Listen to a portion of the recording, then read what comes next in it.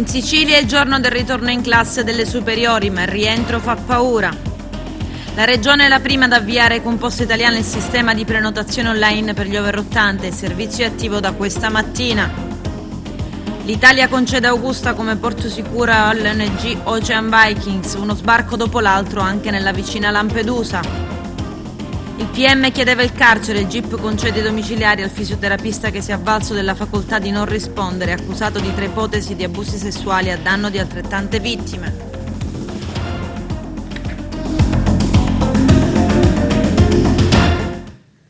Bentrovati gentili telespettatori al nostro appuntamento con l'informazione. In apertura parliamo di scuola perché in Sicilia è il giorno delle superiori, ma il ritorno in classe fa paura. Il nostro direttore Arturo Cantella è stato tra i banchi di scuola dell'Istituto Superiore Sciascia. Vediamo.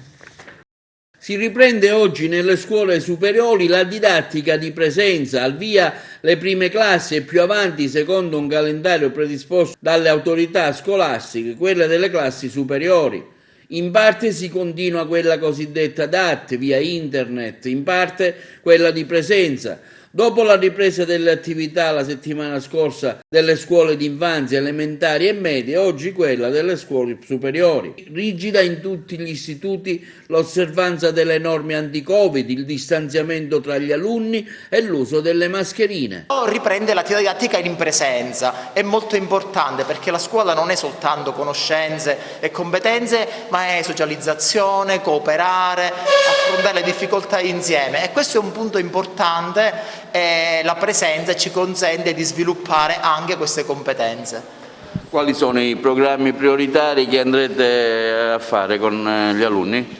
Recuperare un po' le attività che non siamo riusciti a svolgere a distanza, con la didattica a distanza, cercare di colmare lacune e ripartire sperando che tutto vada per il meglio. Le attività extracurriculari?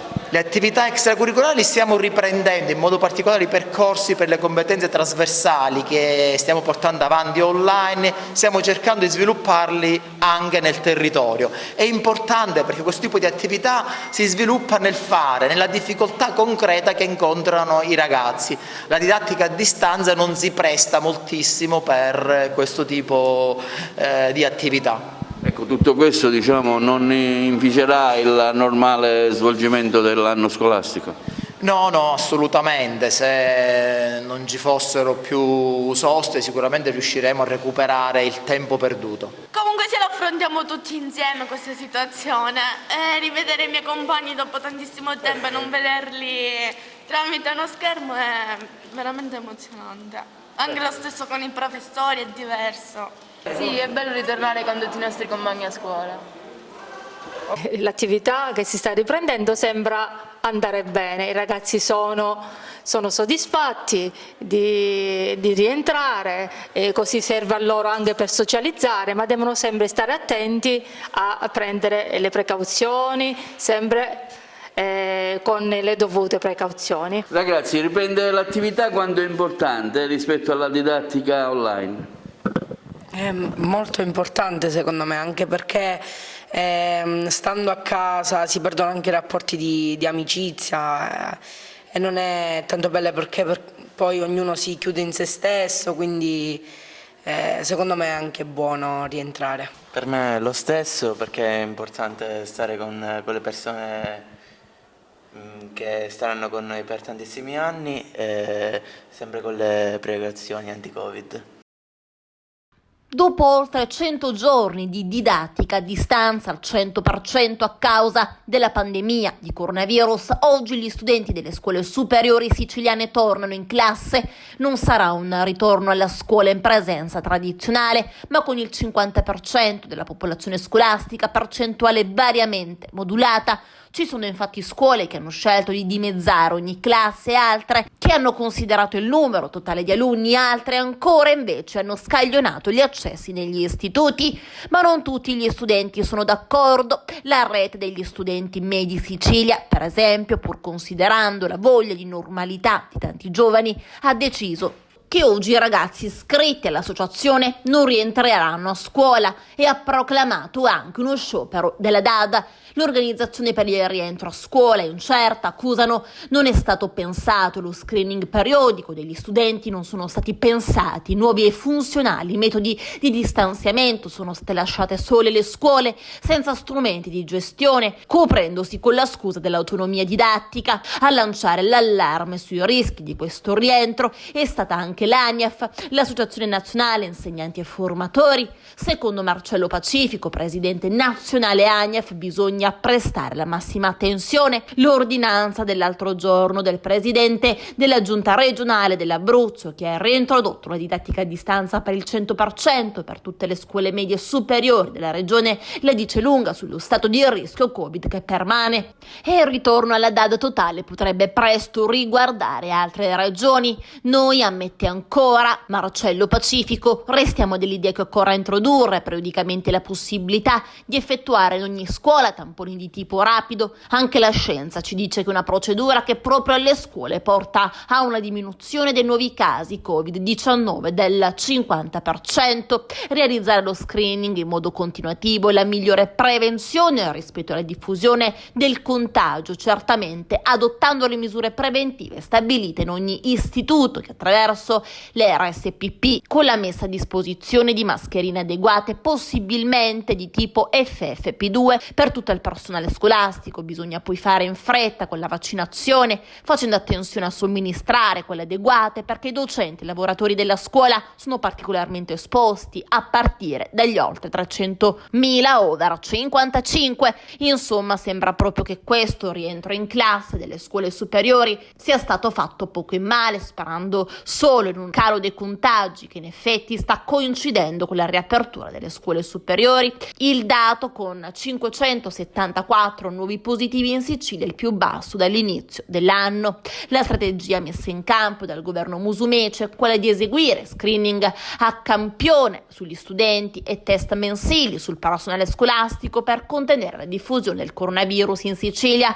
L'assessorato regionale della salute, in accordo con l'assessorato regionale all'istruzione, ha inviato una circolare ai direttori generali delle 9 ASP, ai commissari Covid di Catania, Messina e Palermo, all'Anci Sicilia e al direttore dell'ufficio scolastico regionale per avviare adeguati strumenti in grado di monitorare l'evoluzione dell'epidemia per gli studenti delle scuole superiori che rientrano oggi in classe al 50%. È previsto il periodico campionamento a rotazione per identificare eventuali portatori asintomatici attraverso test antigenici effettuati contemporaneamente e ripetuti nel tempo. Potranno essere monitorati piccoli gruppi di ragazzi a cadenza regolare. Le ASP provvederanno a elaborare piani di screening territoriali d'intesa con le istituzioni scolastiche nei drive-in o nelle stesse scuole. L'offerta di screening sarà rivolta anche al personale scolastico docente non, con esecuzione di test antigenici nei drive-in con accesso dedicato almeno una volta al mese. La Sicilia è la prima regione ad avviare con Poste Italiane il sistema di prenotazione online dei vaccini. Il servizio è attivo dal mattino di oggi. Vediamo. Buone notizie in arrivo per la somministrazione dei vaccini anti-Covid. È quello che comunica il sindaco di Agrigento, Franco Miccichè. La Sicilia infatti è la prima regione d'Italia ad aprire il sistema di prenotazione online del vaccino anti-Covid, predisposto dalla struttura commissariale nazionale e realizzato dalle Poste Italiane. A partire dalle 8:30 di oggi, 8 febbraio, i cittadini siciliani con più di 80 anni, compresi quelli appartenenti alla classe 1941, potranno accedere al form prenotazioni.vaccinocovid.gov.it, che sarà raggiungibile anche attraverso il sito web della regione siciliana, il portale siciliacoronavirus.it e tutti i siti internet delle aziende del sistema sanitario regionale. Nei giorni scorsi i tecnici informatici dell'assessorato alla salute hanno completato il processo di allineamento delle informazioni tra i punti vaccinali negli ospedali, la disponibilità dei vaccini, la popolazione siciliana, con la banca data di Poste Italiane per consentire la predisposizione degli slot di prenotazione. Da oggi è possibile accedere al sistema online che consentirà consentirà di scegliere il centro vaccinale siciliano più vicino e quindi determinare così l'appuntamento per la somministrazione del vaccino. Per la prenotazione, oltre ai dati anagrafici, il sistema richiederà anche la tessera sanitaria.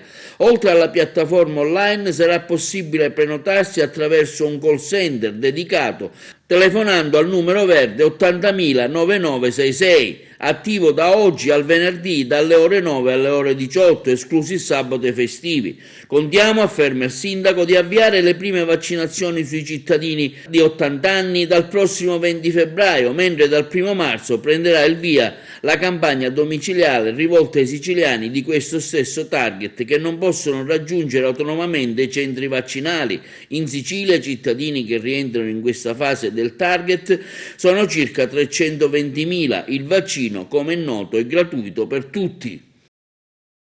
Non si fermano i flussi migratori. Ad Augusta è arrivata l'ONG Ocean Vikings, ma anche a Lampedusa è un continuo via vai verso Porto Empedocle. Il sindaco Martello chiede un intervento serio a Draghi a tutela della porta d'Europa. Vediamo. L'Italia ha concesso un porto di attracco alla nave della ONG SOS Mediterranea Ocean Viking. A bordo ci sono 422 migranti salvati nei giorni scorsi in diverse operazioni a largo della Libia, da dove erano partiti. La Ocean Viking ha ottenuto il via libera ad attraccare nel porto di Augusta, in provincia di Siracusa. È arrivata ieri e sono in corso le operazioni di trasbordo sulla nave quarantena Rhapsody per le persone a bordo, ad eccezione dei minori non accompagnati. 8 passeggeri sono risultati positivi al Covid-19. Ieri mattina era stata già evacuata con un elicottero di Malta una giovane donna incinta che aveva bisogno di urgenti cure mediche. E nella vicina Lampedusa proseguono gli sbarchi di migranti. Sull'isola siciliana sono approdate nel fine settimana 3 imbarcazioni con a bordo complessivamente 169 persone. Una volta giunti sulla terraferma, i migranti di diverse nazionalità sono stati alloggiati nell'hotspot di Contrada Imbriacola, dove attualmente sono ospitate 288 persone contro i 192 posti disponibili. Diverse decine di migranti minorenni, ospiti del centro d'accoglienza della Maggiore delle Pelagge, sono stati trasferiti con la nave di linea a Porto Empedocle. Il sindaco di Lampedusa Totò Martello afferma: il tema dei migranti deve essere al centro dell'agenda politica del governo, che dovrebbe finalmente valutare di sottoscrivere il Global Compact for Migration, ovvero il documento delle Nazioni Unite per una migrazione regolare, ordinata e sicura, e sostenere direttamente i territori di confine impegnati in prima linea nell'emergenza umanitaria. Sarebbe stato il marito a uccidere a coltellate Piera Napoli, 32 anni, cantante neomelodica, trovata morta a Palermo, nel quartiere Cruillas. Il corpo della donna è stato ritrovato nel bagno della sua abitazione in una pozza di sangue. L'uomo, Salvatore Baglione, 37 anni, ha confessato l'omicidio ai carabinieri. C'è il servizio. Si dispera papà Carlo, povera figlia mia. Aveva concesso a quell'uomo di restare in casa per amore dei figli, ma di fatto erano ormai separati da mesi. Però lui continuava a ossessionarla, la controllava sempre. Ieri Piera Napoli, 32enne, cantante neomelodica, è stata uccisa dal marito. Salvatore Baglione, 37 anni, dipendente di una macelleria. Lui, davanti al sostituto procuratore Federica Paiola, ha detto: da 4 mesi c'erano discussioni, ha parlato di raptus, di gelosia, tesi che la procura si appresta a contestare con l'aggravante della premeditazione. L'ho raggiunta in bagno, accoltellandola, ha ammesso. Erano le 9:30, ho coperto il cadavere perché non volevo vederlo, ho accompagnato i bimbi della nonna. Alle 12:40 Salvatore Baglione si è presentato alla stazione dei carabinieri dell'uditore. L'ho uccisa, ha detto. Il provvedimento di fermo parla di pericolo di fuga di Baglione, che ha dimostrato, scrive il magistrato, una particolare aggressività ed un'allarmante determinazione nell'efferato crimine, decidendo di presentarsi ai militari e denunciare l'omicidio soltanto a distanza di alcune ore dal fatto, senza allertare la polizia né chiedere Nell'immediatezza, soccorso quindi, non facendosi neppure il minimo scrupolo di tentare di salvare la vita della moglie, preoccupandosi invece in primo luogo di ripulirsi dalle tracce del reato e sistemare le proprie cose. Su Facebook corre il dolore degli amici di Piera, amava i suoi figli più di ogni altra cosa al mondo, scrive Giusy Ferro, ed era disposta a vivere con un marito che non amava più, pur di non privarli della presenza quotidiana della figura paterna. Ma in quella casa la vita era diventata sempre più difficile. Piera sperava ancora in giornate diverse, dice un'altra amica, anche se non nascondeva la sua amarezza. La vita ci insegna che le persone non sono mai come sembrano, amarezza che oggi appare come una premonizione. Vuoi che ti regalino dei fiori il 14, San Valentino, muori il 13. Il procuratore aggiunto di Palermo, Laura Vaccaro, che coordina le indagini sull'ultimo femminicidio in ordine cronologico, torna a lanciare un appello a tutte le donne. Non abbiate paura di denunciare, dice, c'è sempre qualcuno disposto ad ascoltarvi e c'è soprattutto una rete di accoglienza per tutelare voi e i vostri bambini. Il giudice per le indagini preliminari del Tribunale di Agrigento, Stefano Zammuto, ha convalidato l'arresto per uno soltanto dei capi di imputazione del fisioterapista di Agrigento.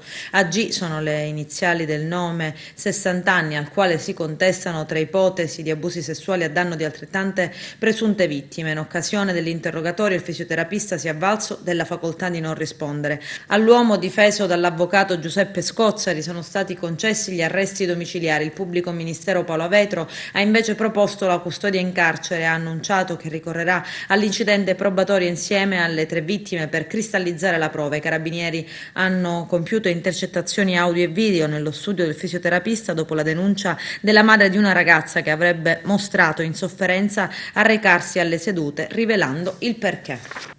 Oggi è la giornata mondiale dell'epilessia. In Italia prosegue la ricerca anche in tempi di emergenza Covid. Non deve restare indietro la ricerca di cure per gestire una patologia socialmente invalidante. Arturo Cantella.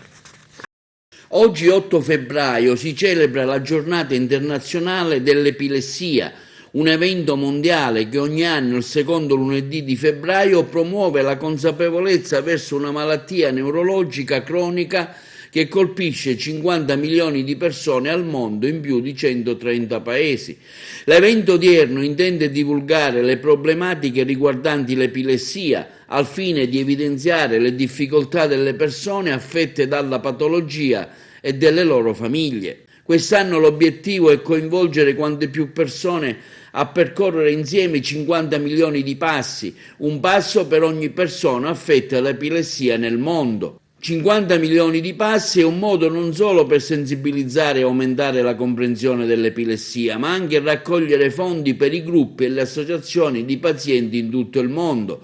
L'epilessia è tra le malattie neurologiche più diffuse, insieme a quella del Parkinson e dell'Alzheimer, e conta nel mondo 50 milioni di malati, di cui 6 milioni in Europa e 500.000 in Italia, con un'incidenza in aumento nell'età infantile e senile. In molti casi la malattia si associa ad altri disturbi neurologici con conseguenze negative sulla qualità della vita della persona affetta. L'epilessia, essendo una malattia cronica molto diffusa, è stata definita una malattia sociale che, se non curata, può avere un impatto negativo sull'autonomia generale dei pazienti e compromettere studi, lavoro, pratica sportiva, la guida e, non ultimo, mettere a repentaglio anche la vita stessa. Si tratta di un disagio cerebrale caratterizzato da una normale attività elettrica del cervello che può causare convulsioni o comportamenti inusuali, sensazione di straniamento e talvolta perdita di coscienza. Il 70% di queste manifestazioni è controllabile attraverso trattamenti farmacologici prolungati nel tempo, mentre nei casi farmacoresistenti, 1/3 del totale, sono necessarie valutazioni diagnostiche complesse per poter offrire prospettive terapeutiche valide. Ma intanto sentiamo l'esperto, il dottor Vetro. L'epilessia è sempre stata vista per problemi anche religiosi, problemi di assistenza, come qualche cosa lontano da me, che deve stare lontano da me. Purtroppo invece abbiamo l'1% della popolazione che invece soffre di epilessia e questo 1%, i 2/3 dei casi l'epilessia insorge in età scolare. L'epilessia è caratterizzata dalle crisi epilettiche. Le crisi epilettiche sono di diverso tipo. La maggior parte di crisi epilettiche sono, tra virgolette, le cosiddette crisi di grande male. Le crisi, quando una persona ha una crisi di grande male, che cosa fa? Diventa rigido, perde conoscenza, cade a terra, incomincia a scuotersi, a avere delle convulsioni. E in questo momento lui ha perso conoscenza, ha i denti stretti, non riesce a respirare bene, diventa nero in faccia proprio. L'impressione è un'impressione di morte, quello che le mamme dicono quando mi parlano delle loro figlie che hanno crisi: mio figlio mi parse che era morto, è morto, c'è questa esperienza di morte che vivono i genitori. Oggi abbiamo la possibilità non solo di curare l'epilessia, abbiamo la possibilità di bloccare le crisi in tempi anche rapidi. Le crisi di per sé durano da 2 a 5 minuti, l'85% dei casi. E noi possiamo bloccarla, vi sono dei farmaci, dei glisterini con cui possiamo bloccare queste crisi. L'assistenza che cosa consiste? Innanzitutto consiste il bambino, siccome perde conoscenza, cade a terra e poi incomincia a scuotersi, allora bisogna metterlo disteso a terra, metterlo di fianco, non contenerlo, quindi anche se ha le scosse, tra virgolette, lasciarlo libero, non contenerlo. Lui ha i denti stretti, ha difficoltà a respirare, non succede niente perché basta metterlo di fianco, la saliva cola via, se ne va e quindi si evoca che soffocchi per la sua stessa saliva, perché in quel momento lui non può deglutire. E questa è la manovra fondamentale. Non c'è bisogno di aprire la bocca, di forzare, perché noi facendo così andiamo a graffiare il bambino e comunque non è un fatto, come l'incidente della strada che lui ha difficoltà a respirare perché c'è i centri del respiro che sono compromessi. Qua i centri del respiro funzionano bene, è che solo il bambino che è rigido e quindi la cavità toracica non si espande perché respira male. Domani 9 febbraio è il Safer Internet Day 2021, la giornata mondiale dedicata all'uso positivo di Internet. Vediamo. C'è una singola luce scientifica e dovunque si accenda significa accenderla ovunque.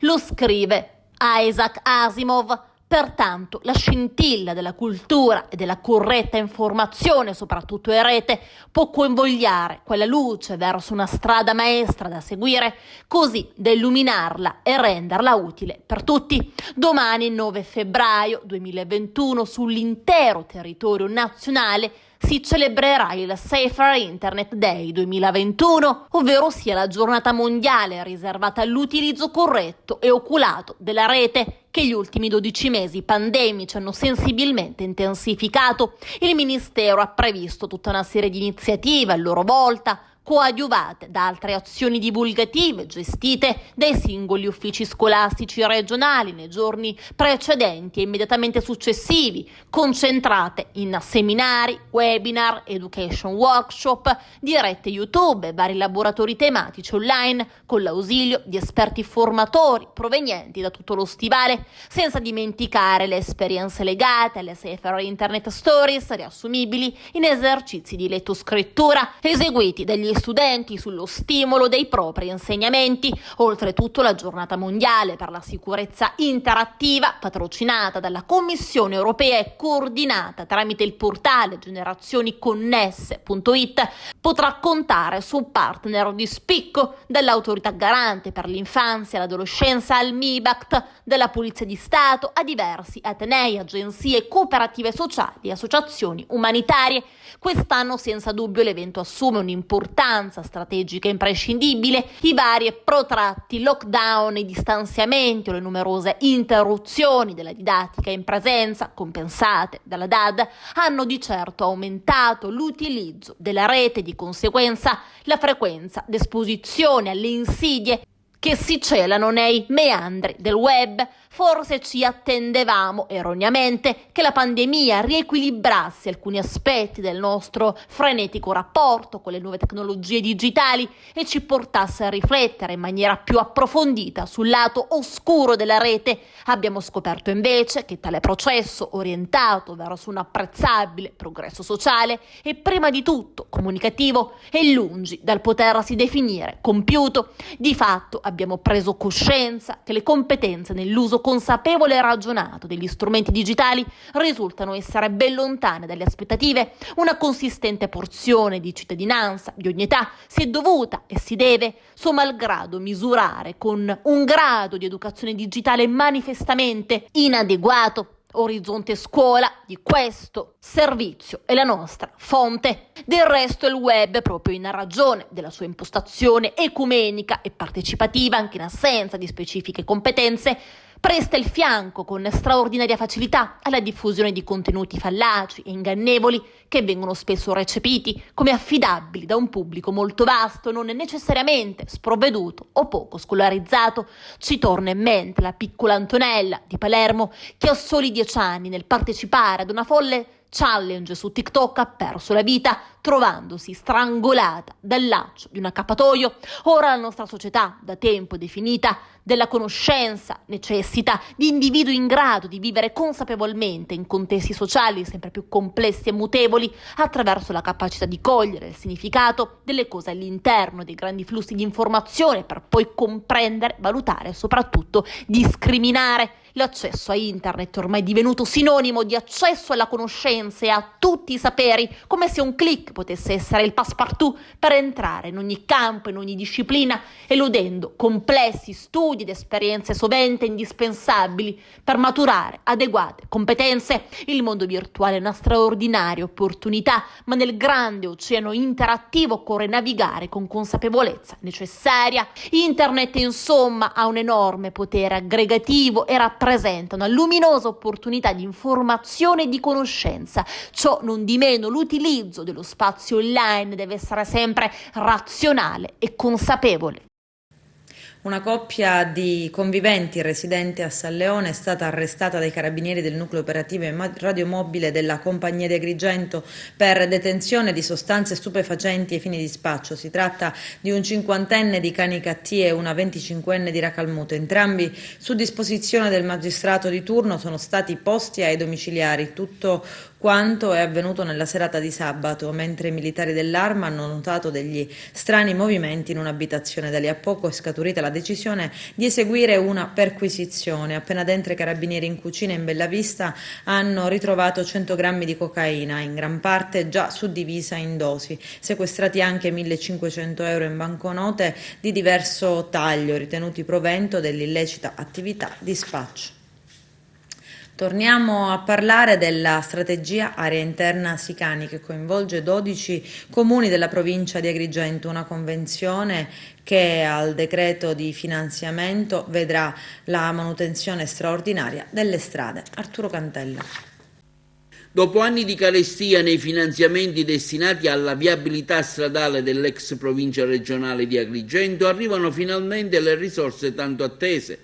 Tra questi circa 14 milioni di euro per le strade dei Monti Sicani, comune capofila Bivona, strade provinciali 61, 18, 32, 34, 35 che si intersecano con la strada statale 189, inseriti nella deliberazione della Giunta regionale nell'ambito delle risorse del POFES 2014-2020, denominate Strategie Aree Interne Sicane, dette SNAE, e che individua nel libero consorzio l'ente attuatore e la stazione appaltante.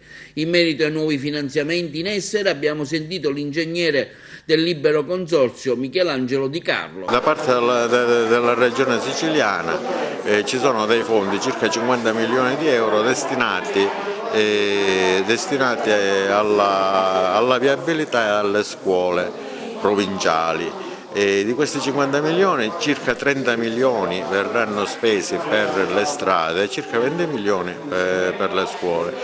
Questi soldi verranno distribuiti in 5 anni ed erogati man mano che si va avanti con i progetti. Quindi abbiamo fatto un programma quinquennale e quindi ci sono circa 10 milioni all'anno da spendere per strade e scuole. Su questo noi già abbiamo elaborato dei progetti di accordo quadro da mandare in gara non appena i primi, per quanto riguarda l'annualità 2021, da mandare in gara non appena approviamo, spero entro fine marzo, il piano triennale, e quindi ci sarà una costante manutenzione della rete stradale in base all'esigenza del periodo, perché spesso noi magari facciamo un progetto in una strada, poi i lavori si fanno dopo 3 anni e quindi sono cambiate le condizioni al contorno, mentre invece così possiamo operare per mantenere costantemente in sicurezza la rete viaria provinciale. Nello stesso tempo, con la stessa tipologia, ci sono dei finanziamenti sempre su base quinquennale da parte del Ministero delle Infrastrutture.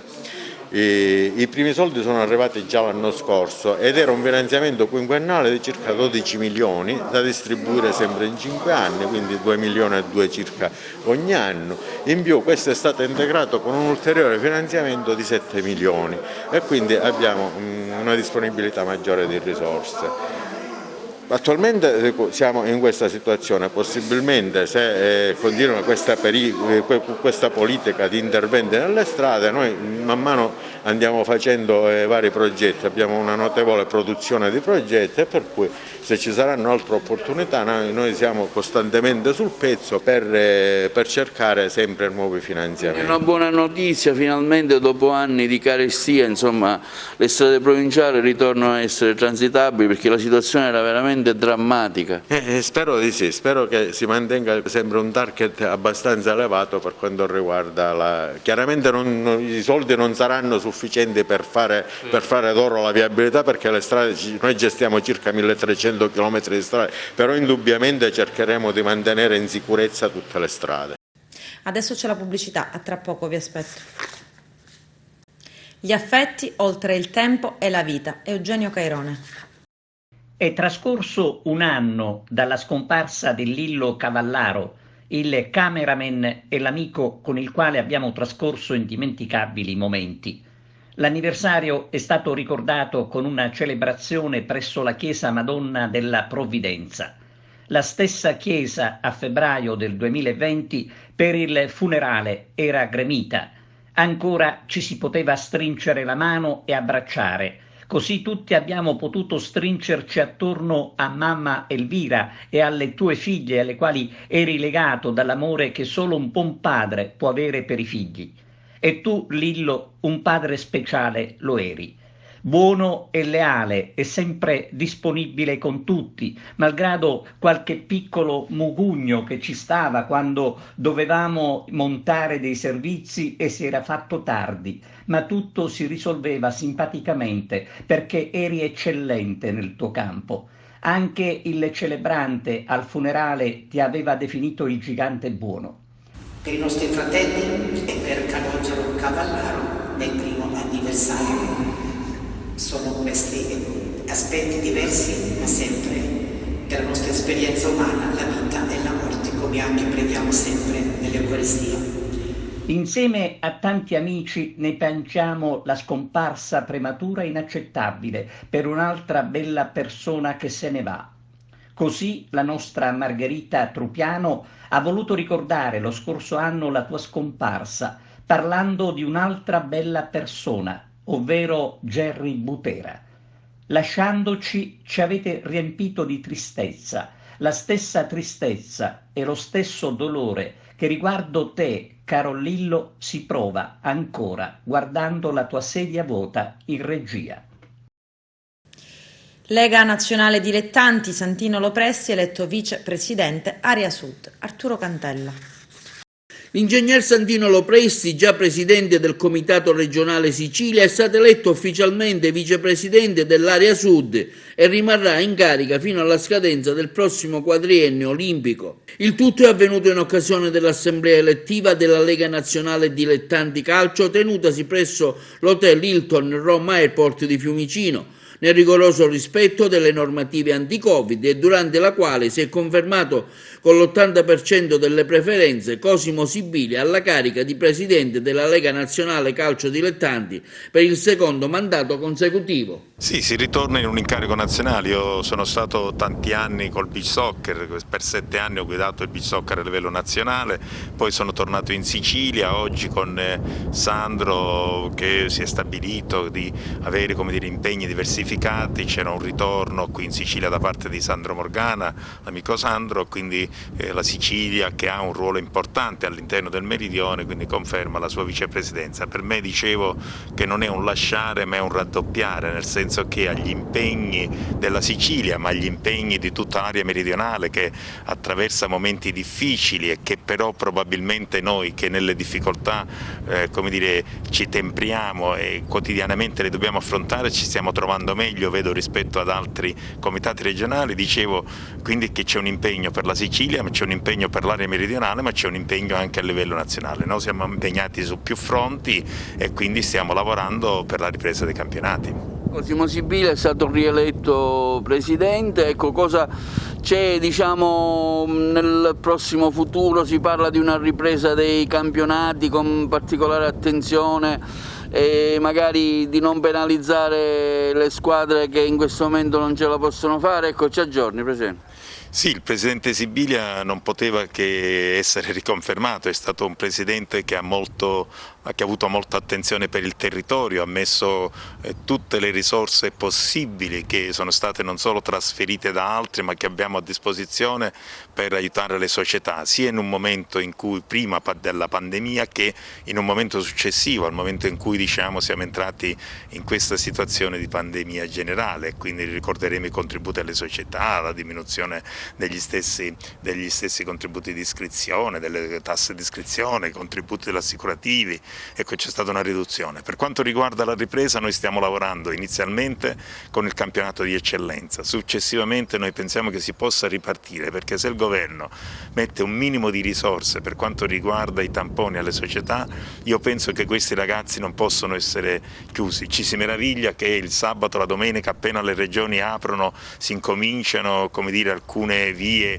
dei centri o alcune solite vie abituali dell'aperitivo e non aperitivo siano, ma non può che essere così, non può essere che questi ragazzi non vanno a scuola, dove è il luogo della socializzazione? Oggi non c'è più un luogo di socializzazione, non c'è nella scuola, non c'è nei campi di calcio e questi due luoghi sono luoghi fondamentali per un giovane, per la formazione di un giovane, per l'educazione di un giovane, per stare insieme ad altri e allora io capisco perfettamente e noi dobbiamo cercare di aiutarlo. Del resto si è dimostrato che sia nel mondo della scuola sia nel mondo dello sport questi livelli, come dire, pandemici alti non mi pare che si riscontrano, per cui ecco, se c'è un impegno economico io penso che si possa ripartire. La Sicilia in più ha avuto un vantaggio perché ha previsto nel suo PEPU, cioè nel suo bilancio annuale, di mettere una risorsa da 100.000 euro che può essere elevata fino a 150.000 euro ora con la presidenza Morgana, perché si possono recuperare risorse del torneo delle regioni. Bene, si può andare, diciamo, ad investirli nei confronti di quelle società che riprendono l'attività sportiva. Ancora una prestazione convincente, la SEAP Dallicardillo Aragona conquista la seconda vittoria di fila in altrettante gare disputate nella prima fase del campionato nazionale di Serie B1 Girone E2. Questa volta a cadere sotto i colpi dello scatenato sestetta aragonese è stato il Modica del neoallenatore Enrico Quarta. L'Aragona ha vinto con il massimo scarto 3-0, accusando non poche difficoltà soltanto nel terzo set. Basket, alla Fortitudo Agrigento è servito un tempo supplementare per battere Crema. I biancazzurri hanno chiuso il match con 16 punti di scarto. La partita termina con il punteggio 78-85. Con questo è tutto, termina qui l'edizione del telegiornale. Grazie per la gentile attenzione e per essere stati con noi. A presto.